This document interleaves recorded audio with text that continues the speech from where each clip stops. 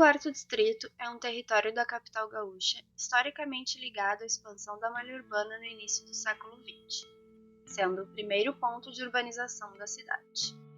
Consolidou-se nas imediações da zona central de Porto Alegre e, ao longo dos anos, estabeleceu uma importante ligação entre interior, capital e demais municípios da região metropolitana, através de ferrovias e importantes rodovias.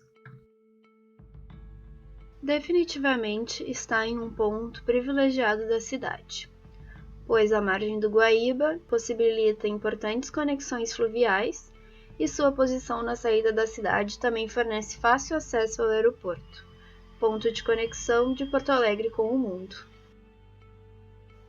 Compreende a totalidade ou parte dos bairros Floresta, São Geraldo, Navegantes, Farrapos, Humaitá e o extinto bairro Marcílio Dias.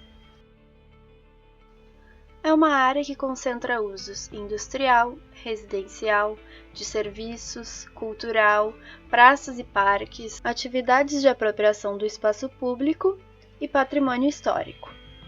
Atualmente, é uma área que encontra-se no foco de disputa do mercado imobiliário.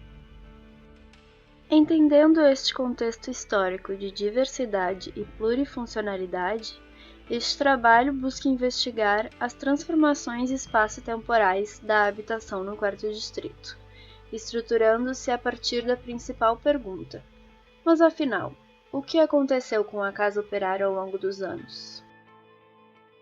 A estruturação da análise passa por 3 etapas, sendo a primeira de pesquisa bibliográfica e busca por conceitos pertinentes ao estudo, a segunda, chamada de pesquisa documental, que consiste na compilação de imagens, plantas baixas, fachadas e todos os documentos referentes aos objetos de análise, e por fim, a análise gráfico-textual, que pretende sintetizar de forma gráfica os padrões de transformação da habitação operária.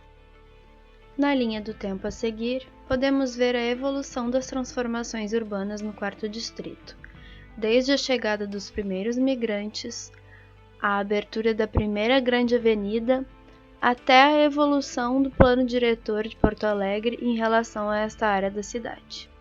No mapa síntese a seguir de 1938, podemos ver a relação morfológica entre as tipologias de moradia e trabalho, em que havia muitas casas próximas às indústrias, proporcionando um percurso de vitalidade urbana entre a casa do operário e o seu local de trabalho. No entanto, vemos que muitas dessas tipologias de fábricas e armazéns encontram-se em desuso e em estado de degradação atualmente, fazendo deste antigo percurso de vitalidade um percurso do abandono.